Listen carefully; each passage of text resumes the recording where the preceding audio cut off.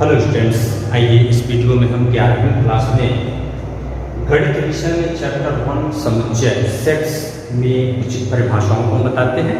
जैसे इस वीडियो में हम लोग डिस्कशन करेंगे उप समुच्चय क्या है और उचित उप समुच्चय क्या है, इसको भी हम बताएंगे, और किसी समुच्चय को हम अंतराल के रूप में कैसे प्रकट करेंगे ये बात बताएंगे, और घात समुच्चय पावर सेट ऑफ ए के बारे में भी आपको डिस्कशन करेंगे। अर्थात ये मेरा वीडियो जो होगा समुच्चय पार्ट में एक्सरसाइज 1.3 का इंट्रोडक्शन की बात होगा, एक तरह से उसका पूरा इंट्रोडक्शन होगा, और हम इसके बाद नेक्स्ट एक वीडियो में एक्सरसाइज 1.3 को सॉल्व करेंगे। तो आइए सबसे पहले हम समझते हैं उप समुच्चय क्या है। उप समुच्चय को समझने से पहले थोड़ा सा इस एग्जाम्पल को आप समझें, उसके बाद ये डिफिनेशन अच्छी तरह से आप समझ में आ जाएगा आपको। जैसे हम एक सेट ए की कल्पना करते हैं समधन पूर्णांकों का समुच्चय। बात ध्यान दें शब्दों पर, समधन पूर्णांक कौन कौन है? 2, 4, 6, 8 ऐसे अनंत तक होंगे। और एक ऐसे हम दूसरा सेट को डिफाइन करते हैं धन पूर्णांकों का समुच्चय। तो धन पूर्णांक 1, 2, 3, 4, 5, 6 ये अनंत तक होंगे। अब हम ये विचार करें, क्या समुच्चय ए का प्रत्येक अवयव बी में है? 2, 4, 6, 2, 4, 6, 8 ये सब है। ऐसे हमेशा नहीं होगा। जैसे हम अगर ये बात करें, जैसे एक सी दूसरा सेट लेते हैं विषम धन पूर्णांकों का समुच्चय, तो 1, 3, 5, 7, 9 ये सब होंगे। अब हम ये विचार करें, क्या समुच्चय ए का प्रत्येक अवयव सी में है? एक भी नहीं है। अगर ऐसे दो समुच्चय ढूंढते हैं कि समुच्चय ए का प्रत्येक अवयव बी में हो, तब हम ये बोलते हैं ये समुच्चय ए बी का उप समुच्चय है। समुच्चय ए बी का उप समुच्चय है। फिर ऐसे दूसरा एग्जांपल समझा, जैसे मान लीजिए आप अपने क्लास के सभी बच्चों का एक सेट बना लो। सपोज दैट आप फर्स्ट ईयर पढ़ते हैं, फर्स्ट ईयर मैथ्स ग्रुप के जितने स्टूडेंट हैं सबका एक सेट बनाइए, और आप अपने स्कूल जिस भी स्कूल में आप पढ़ते हैं अपने स्कूल के सभी विद्यार्थियों का एक समुच्चय बना लें। ओके, तो क्या ये सभी नाम इसमें आएंगे कि नहीं आएंगे? बिल्कुल आएंगे, क्योंकि ये उसी स्कूल के फर्स्ट ईयर का सेक्शन है। तो ये इस समुच्चय जो पहला समुच्चय है, ये इसके पूरे अवयव इस समुच्चय में होंगे। तो हम बोलेंगे ये सेट इसका क्या होगा? सबसेट होगा, सबसेट। ओके, तो ए और बी, यदि ए और बी कोई भी दो समुच्चय इस प्रकार दिए हों, ए और बी दो समुच्चय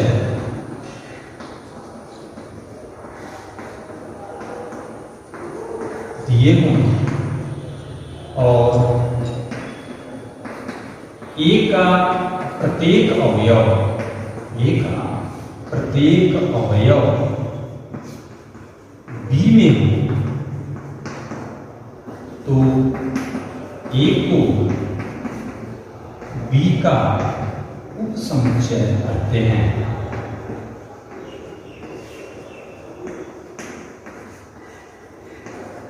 ये परिभाषा होगा, और इसे नोट करेंगे हम लोग, ए उप समुच्चय बी, ए उप समुच्चय बी।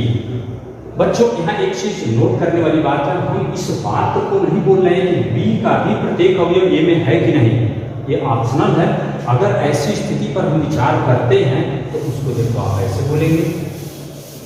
जैसे मान लेते हैं कोई ए एक सेट इस प्रकार हो कि ए का प्रत्येक अवयव बी में हो और बी का भी प्रत्येक अवयव ए में है, तब तो ए और बी दोनों इक्वल हो जाएंगे।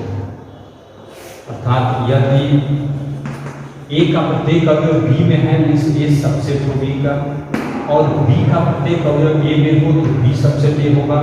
तो इस दशा में तब तो ये इंगित कर देगा कि ए इक्वल बी होंगे, ए इक्वल बी होंगे। ओके, तो यहाँ इस परिभाषा में ऐसी कोई बात नहीं बताई जा रही है कि बी का प्रत्येक अवयव ए में है कि नहीं है। ओके, तो इसको हम ऐसे लिखते हैं, या ए सबसेट या इक्वलिटी की पॉसिबिलिटी तो बन रही है, क्योंकि जब हम इधर से कुछ बोल नहीं रहे हैं तो ये सबसेट आप भी ऐसे लिखते हैं। अब ध्यान दीजिए, अब इस बात पर भी अगर हम फोकस करें, इधर से भी पढ़ें, यदि ए का प्रत्येक अवयव बी में हो लेकिन बी का प्रत्येक अवयव ए में न हो, तब हम बोलते हैं ए बी का एक शब्द यहाँ का उचित समुच्चय। क्या है? उचित उपसमुच्चय, इसे बोलते हैं प्रॉपर सबसेट। तो यहाँ दो शब्द है, सबसेट और प्रॉपर सबसेट। लेकिन बच्चों ये ध्यान दीजिएगा, यहाँ बोलचाल की भाषा में हम लोग केवल सबसेट का ही प्रयोग करेंगे। उचित उपसमुच्चय, प्रॉपर सबसेट बोलचाल की भाषा में कुछ कम होगा। तो उपसमुच्चय का मतलब बस इतना ही होगा कि ए का प्रत्येक अवयव बी में है। अब बी के बारे में कुछ नहीं बताया जाएगा कि बी का प्रत्येक अवयव ए में है कि नहीं। अगर कन्फर्मेशन हो कि बी का प्रत्येक अवयव ए में नहीं है, तब तो कन्फर्म आप ये चिन्ह लगाएंगे, अन्यथा ये चिन्ह लगाएंगे। उसे जनरली हम लोग यही चिन्ह प्रयोग करेंगे जब भी उपसमुच्चय की बात करेंगे। ठीक, तो ए सबसेट होगा बी का, ये डिफिनेशन हो गया। इस बात को संकेत के रूप में क्या लिख सकते हैं? ये सबसेट बी को ये इंगित क्या करेगा? ये इंगित ये करेगा कि यदि कोई भी अवयव अगर हम यक्ष मानते हैं, यक्ष एलिमेंट ए, तो यक्ष एलिमेंट बी होगा। अर्थात ए में कोई अवयव है तो निश्चित बी में होगा, तभी तो ए का प्रत्येक अवयव बी में होगा। तो ये क्या है? उपसमुच्चय का एक तरह से सांकेतिक परिभाषा ऐसे हो गया। और उचित उपसमुच्चय का डिफिनेशन क्या शब्दों में लिखेंगे? ए और बी दो समुच्चय दिए हों और ए का प्रत्येक अवयव बी में हो तथा बी का प्रत्येक अवयव ए में न हो, तो ए को बी का उचित उपसमुच्चय कहते हैं। और ऐसी जानकारी है तो कन्फर्म ये वाला चिन्ह आप यूज करेंगे, और जहाँ सस्पेंशन वाली बात होगा तो ये चिन्ह प्रयोग करेंगे आप। कुछ किताबों में ये दोनों चिन्हों को अलग अलग से विस्तार से किया है, अलग एनसीईआरटी वाली किताब में एक चिन्ह प्रयोग किया है ऐसे, मतलब सबसे का बी। इसको आप जनरली ये मानेंगे ए का प्रत्येक अवयव बी में है। तो ये आपका उपसमुच्चय का परिभाषा हो गया। हम आशा करते हैं डेफिनेशन आप अच्छी तरह से समझ रहे होंगे। यहाँ थोड़ा सा एक उदाहरण के माध्यम से हम और थोड़ा सा इसको डिस्कशन करते हैं। जैसे जो संख्याओं का समुच्चय हम लोग पढ़े हैं, संख्याएं में जैसे प्राकृतिक संख्याएं हों या फिर पूर्णांक हो या परिमेय संख्याएं हों, तो प्राकृतिक संख्याओं का समुच्चय हम लोग यन से नोट करते हैं, प्राकृतिक संख्याएं। उसके बाद पूर्णांकों को हम लोग जेड से नोट करते हैं, जेड क्या है? पूर्णांक। उसके बाद परिमेय संख्याओं को हम लोग क्यू से नोट करते हैं, परिमेय संख्याएं। और वास्तविक संख्याओं को हम लोग आर से नोट करते हैं। तो अब आप ये बात करें, जैसे इसका सेट बनाना है, अगर ऐसे सबका सेट बनाते हैं अगर, तो इस पर विचार करें क्या यन में जितने भी अवयव होंगे सब इसमें होंगे कि नहीं होंगे। आपको पहले से पता है कि सभी प्राकृतिक संख्याएं पूर्णांक होती हैं, तो आप लिख सकते हो यन सबसेट ऑफ जेड। ये चिन्ह लिखने का मतलब इस सेट के सभी अवयव जेड में हैं। फिर जेड भी तो सबसेट होगा, क्यों होगा? प्रत्येक पूर्णांक परिमेय संख्या भी होती है और प्रत्येक परिमेय संख्याएं वास्तविक संख्याएं भी होती हैं। इस तरह से ये नोटेशन आप समझ चुके हैं। इसका मीनिंग क्या है? ये प्रत्येक संख्या इसमें है। ओके, अब बच्चों एक बात और ध्यान देना, इस पर हम थोड़ा सा ये विचार करते हैं। बस रिक्त समुच्चय के बारे में आप रिक्त समुच्चय क्या है? रिक्त समुच्चय किसे कहते हैं? रिक्त समुच्चय एक ऐसा समुच्चय होता है जिसे हम खाली से नोट करते हैं और ये खाली है। अब एक कोई सेट हो, सपोज दैट हम लिखते हैं ए बी सी, या कोई सेट ले लें। इस पर हम ये विचार करें, जैसे आपसे ये पूछा जाए क्या फाई सबसेट ऑफ ए, क्या फाई ए का उपसमुच्चय है, तो ये कब आप कहेंगे उपसमुच्चय है? जब फाई का प्रत्येक अवयव ए में हो। तो अब आप इस बात पर विचार करें कि क्या फाई का प्रत्येक अवयव ए में है। आप वीडियो रोक लें, पहले सोचें तब मेरा जवाब सुने। क्या फाई का प्रत्येक अवयव ए में है? तो आप बोलेंगे हाँ बिल्कुल। आप सोच रहे हैं कैसे? तो आप ये बताइए फाई में क्या है जो ए में नहीं है? जब फाई में कुछ नहीं है तो सब कुछ इसमें है। या तो आपको बताना होगा नाम रखकर कि फाई में फला अवयव ऐसा है जो ए में नहीं है। तो इसका मतलब फाई प्रत्येक समुच्चयों का उपसमुच्चय होगा। रिक्त समुच्चय प्रत्येक समुच्चय का उपसमुच्चय होगा। अब ध्यान दीजिए, इसके और सबसेट लिखना तो आप क्या लिखेंगे? जैसे हम लिखते हैं ए, तो क्या ए इसका सबसेट है? जैसे हम लिखते हैं ये लिखिए, तो ये सबसेट लिखते हो ए बी सी, ये बात तो सही है कि नहीं? बिल्कुल सही है। तो ऐसे और क्या लिख सकते हो, मान लो लिखें बी, बी भी सबसेट है, और क्या लिखें सी, ये भी सबसेट है। अगर हम लिखते हैं ए बी, तो ए बी यहाँ लिखते हैं, ये ब्लॉक है इसमें, ये भी सबसेट है। फिर लिखता है बी सी, ये भी सबसेट है। ए सी लिखता है, ये भी सबसेट है। और ए बी सी लिखते हैं, ये भी सबसेट है। और ऑलरेडी फाइव सबसेट है। तो किसी भी समुच्चय के कितने उप समुच्चय हो सकते हैं, आप 1 2 3 4 5 6 7 8। बच्चों यहाँ एक बहुत इंपॉर्टेंट फार्मूला बता रहे हैं आपको, यदि किसी भी समुच्चय में या अवयव, किसी भी समुच्चय में कितने अवयव या अवयव हैं, उसके कितने उप समुच्चय होंगे 2 के पावर n। जैसे इसमें 3 अवयव हैं, तो 2 के पावर 3 कितना होगा 8। तो देखिए 8 1 2 3 4 5 6 7 8 उप समुच्चय होंगे। बच्चों ये बहुत इंपॉर्टेंट फार्मूला है, कॉम्पिटिटिव दृष्टिकोण से भी इंपॉर्टेंट है। तमाम प्रतियोगी परीक्षाओं में पूछता है कि किसी समुच्चय में 5 अवयव हैं, उसके कितने उप समुच्चय होंगे, तो 2 के पावर 5 32 उप समुच्चय होंगे। इस तरह से उप समुच्चय से संबंधित ये सब बातें हैं। और भी कुछ बातें हैं, कुछ उप समुच्चय से संबंधित रिजल्ट देखिए। यहाँ आप ये देख सकते हैं, पहला फाई प्रत्येक समुच्चय का सबसेट होगा। प्रत्येक समुच्चय स्वयं का भी उप समुच्चय होगा। क्यों? क्योंकि ए का प्रत्येक अवयव ए में तो होगा ही। यदि ए सबसेट है बी का, तो ये कोई जरूरी नहीं कि बी भी सबसेट हो ए का, लेकिन ए सबसेट हो बी का और बी भी सबसेट ए का ये पता हो, तो ये इंगित करेगा कि ए इक्वल बी होगा। ओके, तो ये सब उप समुच्चय से संबंधित बातें हैं। इसको आप बस वीडियो रोकिए और अपना नोट्स के सहारे आप पेपर बनाएंगे। अब आइए हम समुच्चय को अंतराल के रूप में कैसे प्रकट करते हैं, इस बात को बताते हैं। आइए सबसे पहले हम अंतराल को समझते हैं, तब समुच्चय का निरूपण हम अंतराल के रूप में करते हैं। इसके पहले आप संख्या रेखा समझें। संख्या रेखा वास्तविक संख्याओं को अगर हम एक रेखा पर बढ़ते हुए क्रम में लिखते हैं, जिसे आप क्या बोलते हैं, संख्या रेखा, माइनस इनफाइनाइट से इनफाइनाइट। इस पर 1 0 1 2 3 -1 -2 -3 ऐसे संख्याएं। अब इस संख्या रेखा पर सपोज दैट ए और बी दो संख्याएं, दो रियल नंबर, ए और बी दो रियल नंबर है, वास्तविक संख्याएं। तो जैसा कि आपको पता है कि संख्या रेखा मीन्स क्या है, संख्या रेखा का मतलब हम दाएं ओर जाते तो बढ़ते हुए होगा। ए से बड़ा है बी और बी से छोटा है ए। इस तरह से मान लीजिए ए लेस देन बी। तो ऐसे सभी संख्याओं के समुच्चय जो ए से बड़ी हैं और बी से छोटी हैं, परंतु ए और बी उसमें नहीं है, ये ध्यान दीजिए। ए से बड़ी संख्याएं, ऐसे कोई भी नंबर यक्ष लेते हैं जो ए से बड़ा हो लेकिन बी से छोटा हो, इसको हम प्रकट करते हैं। ध्यान दीजिए, ऐसे ए बी, इसे पढ़ते हैं ओपन इंटरवल, विवृत श्रृंखला, ओपन इंटरवल। ऐसे छोटे पुस्तक में लिखते हैं ए से बड़ी संख्याएं और बी से छोटी संख्याओं का समुच्चय को हम कैसे नोट करेंगे, ऐसे। लेकिन अगर हम ए को भी शामिल कर लें, ए से बड़ी संख्या या ए के इक्वल भी और बी से छोटी संख्या या बी के बराबर वाली संख्या को कंसीडर करते हैं, इसको बड़े पुस्तक में लिखते हैं ए बी।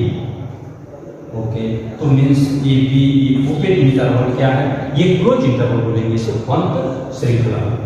तो ए बी, इसे हम नाम लिखते हैं, यहाँ लिखेंगे खुली श्रृंखला या विपरीत श्रृंखला बोलते हैं, विपरीत श्रृंखला, ओपन इंटरवल, और ये कहते हैं बंद श्रृंखला या अंतराल बोलते हैं, बंद अंतराल, और इसे बोलेंगे अंतराल। तो अब ध्यान दीजिए, ए बी को हम क्या समझेंगे, एक ऐसा set x such that x क्या होगा, ए से बड़ी संख्या होगा और बी से छोटी संख्या होगा। और ए बी को क्या समझना होगा आपको, x such that a less or equal x less or equal b. इसको संख्या रेखा पर कैसे हम प्रकट करेंगे, ये ध्यान दीजिए। जैसे संख्या रेखा है, यहाँ ए और यहाँ पर बी, ए से बड़ी संख्याओं और बी से छोटी संख्याओं को प्रकट करना होगा। ये खाली गोला बनाएंगे, खाली, और इसको थोड़ा सा डार्क कर देंगे, इतना इसको मोटा कर देने से ये होगा इस इंटरवल को प्रकट कर रहा है, ए से बड़ी संख्या और बी से छोटी संख्या है। लेकिन इसको ऐसे बनाते हो, ए और बी यहाँ पर है, इस तरह से इसको डार्क करते हैं आप, इसको मतलब ए भी शामिल है उसमें और बी भी शामिल है, और जहाँ तक मोटा लाइन है बस वो वाला एलिमेंट इसमें शामिल है, इधर पे नहीं है। ऐसे जो डार्क लाइन बनाए हैं इतने अवयव इसमें शामिल है। ए से बड़ी, ये खाली है, इस ए और बी खाली है, वो नहीं शामिल है। ए से बड़ी संख्या और बी से छोटी संख्या, और ए से लेकर बी तक की संख्या है। कुछ इंटरवल ऐसे होते हैं बच्चों, ए बी, ये क्लोज होगा और इधर क्लोज होगा ए, इधर बी ओपन होगा। इससे क्या समझेंगे, यक्ष सच है क्या, ए से बड़ी संख्या लेकिन बी के इक्वल तो होगा, और इसमें क्या होगा, यक्ष सच है ए से बड़ा या ए के इक्वल भी होगा लेकिन बी से छोटा ही होगा। इसको भी प्रकट करना होगा। ये जहां ओपन होगा वो गोला खाली रखेंगे, जैसे ये ए और बी, इसको आप डार्क कर लें, लेकिन ये वाला ब्लैंक होगा और ये क्या होगा, भरा होगा, ये इसका निरूपण होगा। और ऐसे इसको बनाया, ये भर देंगे, ये खाली होगा। तो बच्चों हम आशा करते हैं अंतराल आप समझ चुके, ये अंतराल। अब आइए समझते हैं घात समुच्चय क्या है, पावर सेट। आप ध्यान दें, सपोज दैट ए कोई सेट है ए बी। बच्चों अभी इसी वीडियो में हम आपको सबसेट के बारे में बताए, सबसेट क्या है, इसके जितने भी पॉसिबल सबसेट है सबको लिखिए। तो इसके जितने संभव सबसेट हैं, ये फाइव एक समुच्चय भी इसका सबसेट होगा, एक समुच्चय ए भी इसका उप समुच्चय होगा, बी भी होगा और ए भी, ये सभी क्या है, इस समुच्चय ए के उप समुच्चय हैं। और आपको बताया भी इसमें कितने अवयव हैं, दो, तो इसमें कितने सबसेट होंगे, इसको यहाँ से काउंट कर सकते हो, 1 2 3 4 सबसेट होंगे। अब इन सभी उप समुच्चयों का एक समुच्चय हम बना लें, तो इसे हम बोलेंगे, इस समुच्चय ए का एक क्या होगा, घात समुच्चय, पावर सेट, और इसे नोट करेंगे power set of A, power set of A. तो पावर सेट ऑफ ए क्या है, power set of A is a set, लेकिन सेट्स का सेट है, सेट्स ऑफ सेट, उप समुच्चयों का समुच्चय होगा, इसलिए इसको हम कैपिटल लेटर का एक्स लिखेंगे, सच दैट इस यक्ष का गुणधर्म क्या होगा, यक्ष इस सबसेट ऑफ ए। ये जो ए होगा, ए के जितने भी उप समुच्चय होंगे वो सभी उप समुच्चय, या फिर ये लाइन बनाओ या फिर यक्ष सेट ए सबसेट लिखते वो भी सही है। मतलब ए के जितने भी उप समुच्चय होंगे वो सबका समुच्चय बनाएंगे, तो ये वो क्या कहलाएगा, आपका घात समुच्चय कहलाएगा। ओके, तो ये घात समुच्चय ऐसे होता है, कोई समुच्चय ए है इसके कितने तब इसका घात समुच्चय बनाइए, तो आप उसके सभी उप समुच्चयों को लिखकर उसको एक समुच्चय के रूप में बंद कर देंगे, तो आपका घात समुच्चय बन गया। तो ऐसे भी ये क्वेश्चन ये आता है कि यदि ए में n अवयव है, ए में n अवयव है, अर्थात ऐसे देगा नंबर ऑफ 1 पर n, तो इसके घात समुच्चय में कितने अवयव होंगे, number of power set of A क्या होगा, 2 पे पावर n, क्योंकि जितने उप समुच्चय होंगे उतने इसके अवयवों की संख्या होगा। तो ऐसे घात समुच्चय का परिभाषा हो गया। बच्चों इसी कड़ी में हम आपको एक और डिफिनेशन बताते हैं, सार्वत्रिक समुच्चय किसे कहते हैं। तो यूनिवर्सल सेट समझने से पहले थोड़ा सा इन सेटों को देखिए। जैसे सपोज दैट आपके पास एक सेट है 1 3 5, एक सेट ऐसा भी है 2 4 2 5 6 8, कुछ भी ऐसे। सी एक सेट ऐसा है 3 4 9, और डी एक ऐसा सेट है 2 10। ऐसे ये हम 4 समुच्चय आपको दिए गए हैं। बच्चों एक ऐसे सेट की आप कल्पना करें यहाँ पर कि जिसके ये सभी सबसेट हो, जैसे अगर हम इसको यू से नोट करें तो मीन्स ए सबसेट यू दिखाई दे, बी सबसेट यू दिखाई दे, सी सबसेट यू दिखाई दे, और डी भी सबसेट यू दिखाई दे। ये सब क्या ऐसा सेट आप सोच कर बना सकते हैं क्या? तो इनके अवयवों पर नजर रखते हैं तो हमको लगता है 1 2 3 4 5 6 7 8 9 10 तक का सेट बना लेते हैं। तो एक के प्रत्येक अवयव इसमें है 1 3 5 होगा, 2 5 6 8 भी इसमें होगा, 3 4 9 भी होगा, 2 10 सब होगा। तो हम बोलेंगे यहाँ पर ये जो हम जिन समुच्चयों पर विचार कर रहे हैं ये सभी विचाराधीन समुच्चय एक ही समुच्चय U के सबसेट हैं। तो ऐसी स्थिति में हम बोलेंगे यहाँ समुच्चय A B C D जो दिए गए हैं इनका ये यूनिवर्सल सेट है। ये क्या सार्वत्रिक समुच्चय है। तो सार्वत्रिक समुच्चय का डेफिनेशन क्या हो गया, जब कभी ये सभी विचाराधीन समुच्चय, आप ऐसे लिख सकते हैं, जब कभी सभी विचाराधीन समुच्चय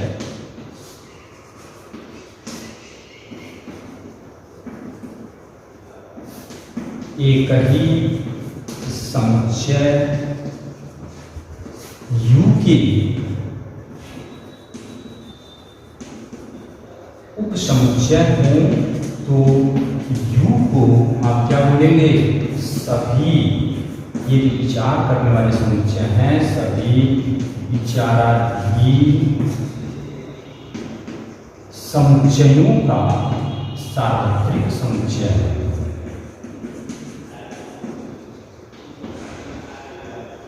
ये ऐसे डेफिनेशन होगा, जब कभी सभी विचाराधीन समुच्चय एक ही समुच्चय U के उपसमुच्चय हैं तो U को सभी विचाराधीन समुच्चयों का क्या बोलेंगे, सार्वत्रिक समुच्चय बोलेंगे। ये U इन सभी विचाराधीन समुच्चयों का क्या होगा, सार्वत्रिक समुच्चय होगा। मीन्स ऐसे आप समझेंगे सभी अवयवों को मिला के घर में लिख देना है। तो बच्चों इस तरह से इतनी बातों पर आधारित हमारा एक्सरसाइज 1.3 होगा। अगले वीडियो में हम एक्सरसाइज 1.3 को लगाते हैं और इन सब बातों का अध्ययन आप अपनी किताबों के सहारे थोड़ा सा और डीपली नॉलेज रखें, इसको पढ़ें।